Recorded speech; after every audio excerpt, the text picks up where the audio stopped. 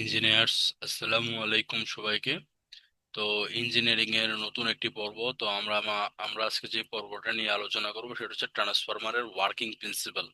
তো ট্রান্সফরমার কিন্তু আমাদের দৈনন্দিন জীবনে খুবই একটা মূল্যবান জিনিস।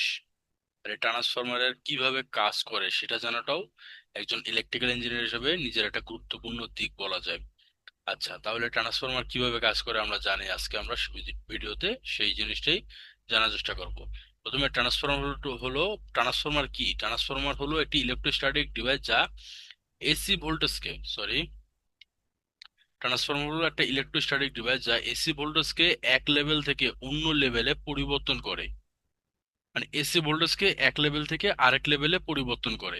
এটা ইলেকট্রোম্যাগনেটিক ইন্ডাকশন নীতিতে কাজ করে এবং এতে কোনো চলমান অংশ থাকে না। আচ্ছা, ট্রান্সফরমারে কোনো চলমান বা মুভিং পার্ট থাকে না, এই কারণে কিন্তু ট্রান্সফরমারের ইফিসিয়েন্সি ভালো হয়। মানে যত ভালো নেওয়া যায় ট্রান্সফরমার ইফিসিয়েন্সি, বইয়ে অনেক সময় বলে 95 থেকে 99%, বাট আপনি যদি 100% পান কেন নেবেন না?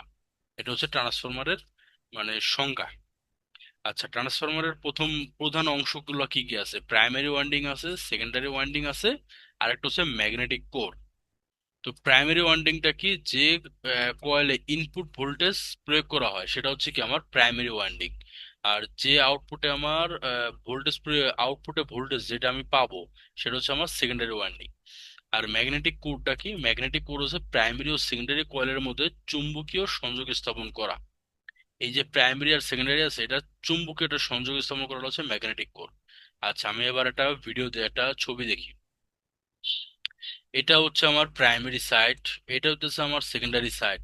আর এই যে মাঝখানে যে আমার একটা চুম্বকীয় ফ্লাক্স বা ম্যাগনেটিক ফ্লাক্স আসছে, সেটার নামই হচ্ছে আহ, সেটার নামই হচ্ছে কি আমার ম্যাগনেটিক কোর।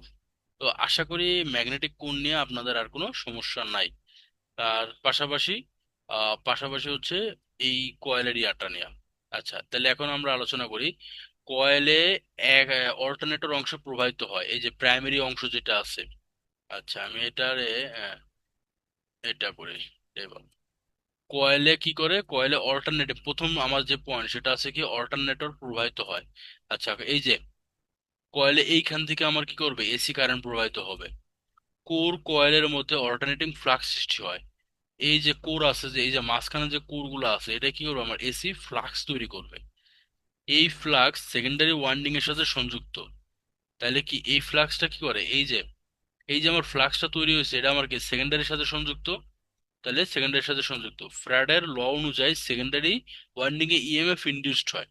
হ্যাঁ, স্বাভাবিক। ফ্যারাডের এই যে আমি এখান থেকে তো সেকেন্ডারিতে ইএমএফ পাইতে আছি। ফ্যারাডের ল মানে কি? ফ্যারাডের ল। ওকে, লতে এটা পড়ে। আচ্ছা, তারপর একটু নিচে যাই, দেখি কি বলছে। এই লোডের সংযুক্ত থাকলে কারেন্ট প্রবাহিত হবে। সিম্পল।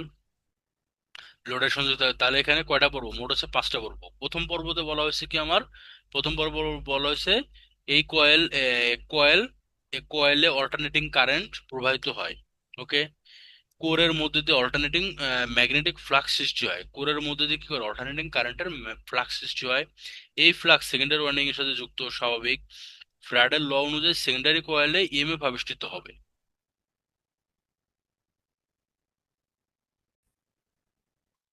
তো আমরা একটু আজানের বিরতি নিয়েছিলাম, আজানের পরে আমরা আবার আসলাম। তো এটা বুঝলাম। এবার লোডের সাথে সংযুক্ত করলে কি হবে? আমার কারেন্ট চলবে। এইভাবে এইভাবে কোনো বৈদ্যুতিক সংযোগ ছাড়াই শক্তি স্থানান্তর করা হয়। এইটারে কিন্তু এই দেখেন, এইখানে কিন্তু কোনো বৈদ্যুতিক সংযোগ নাই। আমরা যে কাজটা করছি এই কাজে কিন্তু এইখানে কোনো বৈদ্যুতিক সংযোগ নাই। তারপরও আমরা কি করছি? বিদ্যুৎ স্থানান্তর করছি। এটারই বলা হয় যে ট্রান্সফরমারের একটা মূলনীতি। না কোনো সংযোগ আছে না কিছু আছে।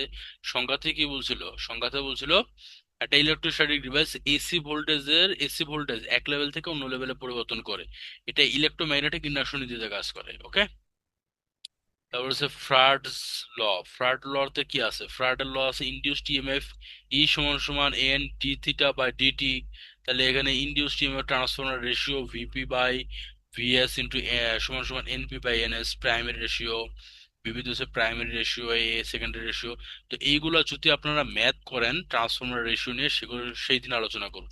আজকে আমাদের মূল টপিক ছিল ওয়ার্কিং প্রিন্সিপাল। ট্রান্সফরমার কিভাবে কাজ করে সেই জিনিসটা ছিল আজকে মূল বক্তব্য।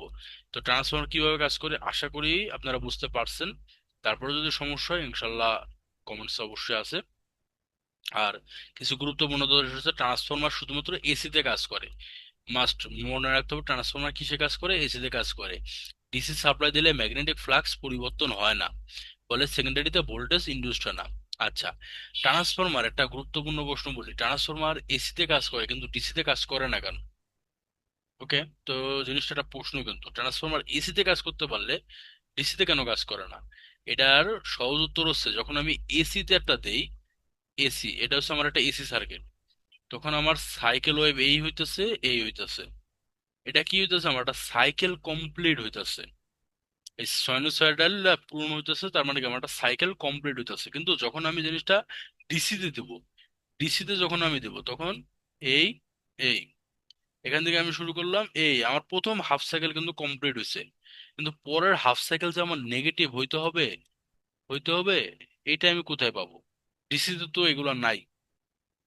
আর ডিসিতে সবচেয়ে বড় কথা হচ্ছে ডিসিতে কারেন্ট থাকে সোজা, কারেন্ট তো সাইন ওয়েভও হইতে চায় না, সাইন ওয়েভও নাই, কারেন্ট হয় সোজা, ডিসিতে কারেন্ট হয় সোজা, মানে একদম স্ট্রেট। তো এই কারণে কারেন্ট কোনো সময় কারেন্ট ট্রান্সফরমারে ডিসিতে করা যায় না, ট্রান্সফরমার সবসময় এসিতে।